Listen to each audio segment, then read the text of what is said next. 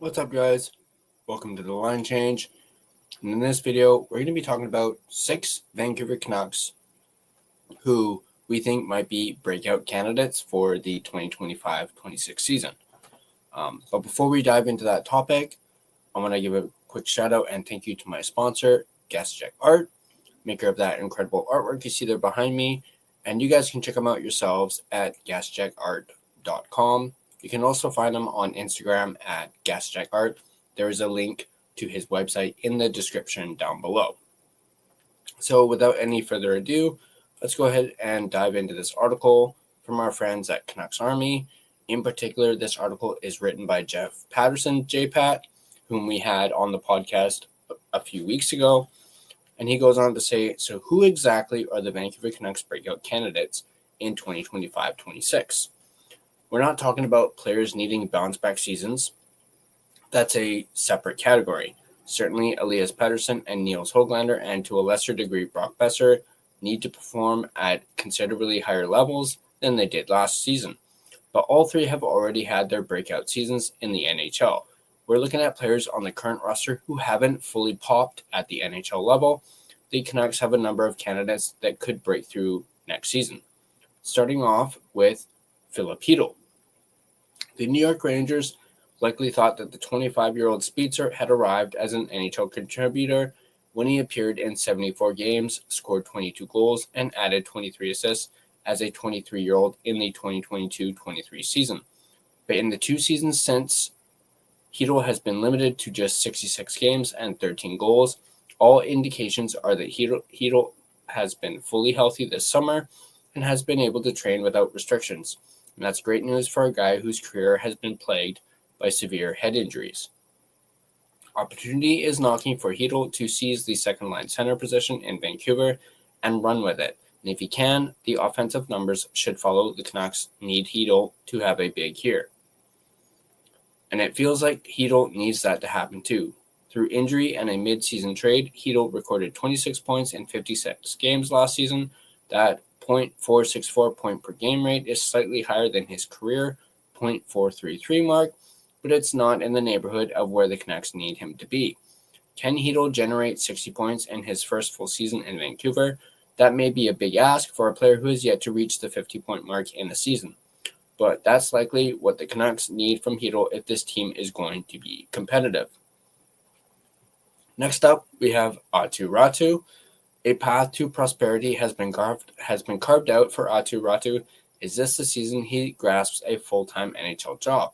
The Canucks appear to be banking on it. Still just 22, Räty parlayed a strong training camp and preseason a year ago to a spot in the opening night lineup. While he shuttled between Abbotsford and Vancouver during the season, he showed flashes in his 33 NHL games that provide some hope and belief that Räty should be ready for more.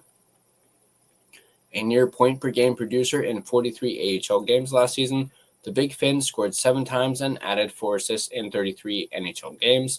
The third-line center role is there for the taking.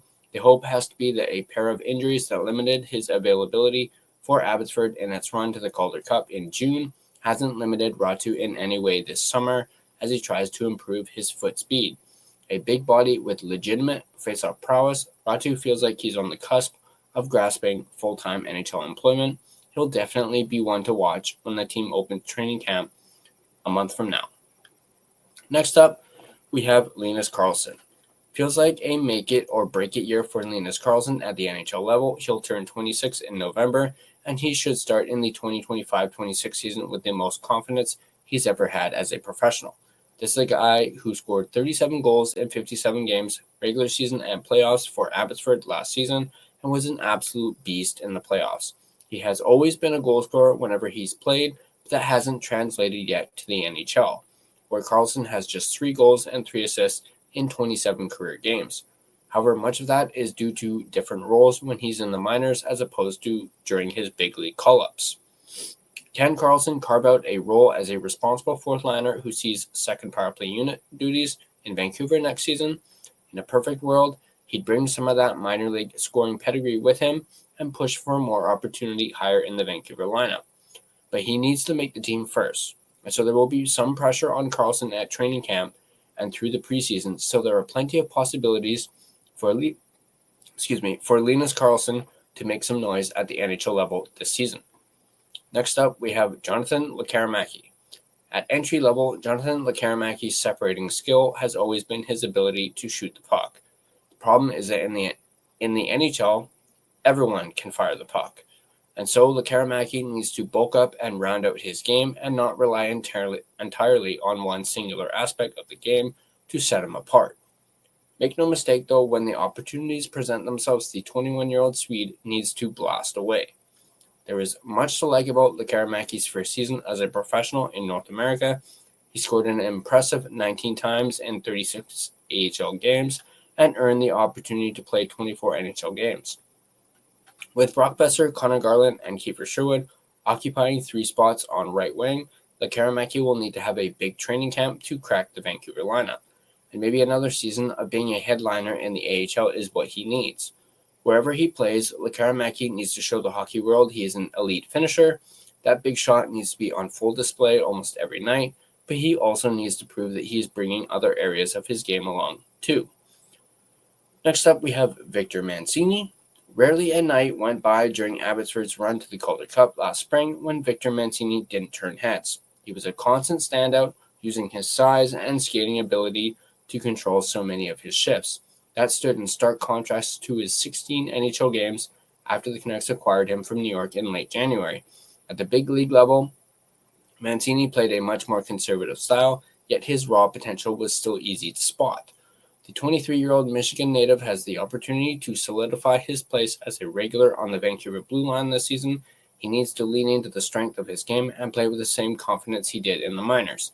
Mancini has never had a big scoring profile at any level, so expect that to continue as he carves out an NHL career. At his size, 6'3" and 229 pounds, the Canucks need him to be tough to play against and to use his skating to his advantage, particularly when breaking pucks out of the defensive end of the ice. In time, Mancini should be able to take on penalty-killing duties. Next up, we have Tom Wielander. The wild card coming to his first Canucks training camp, Tom Wielander's arrival will come with plenty of scrutiny.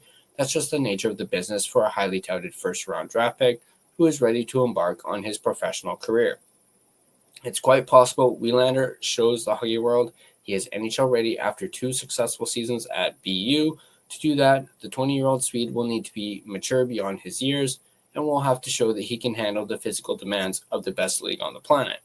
A modern-day defender, Wielander will rely on his smarts and his mobility to show that he belongs, but because he has not played a professional game yet, Wielander will likely need to emerge from training camp with a discernible edge on a player like Victor Mancini as they both battle for a right-side roster spot. It will not be a disappointment, nor would it be the worst thing for his development if Wielander starts the season playing big minutes in Abbotsford, but this is an article about breakout candidates at the NHL level, and Wielander is definitely in the discussion. If it happens, it's a great news story for both the player and the hockey club. So that is that article.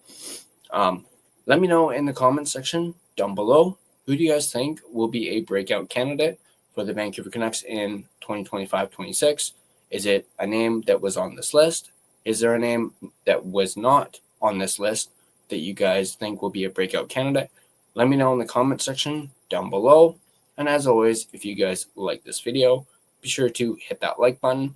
And if you want to stay up to date on all your Vancouver Canucks content, be sure to smash that subscribe button and turn on your notifications so you don't miss a single video. You can find us on social media. Find us on Facebook. Just search The Line Change to find our Facebook page. You can find us on Instagram at The Line Change. You can find us on X at Line Change Man. You can find us on TikTok at the TLC Podcast. You can also find us on Blue Sky at The Line Change, and feel free to give us a follow on all of our social media platforms. If you prefer an audio version of this podcast, you can find us on both Spotify and Apple Podcast. On Spotify, feel free to give us a follow, as well as rate and review us. It is, of course, greatly appreciated. That's going to do it for me in this video. As always, let's go Canucks, and I'll see you guys in the next video.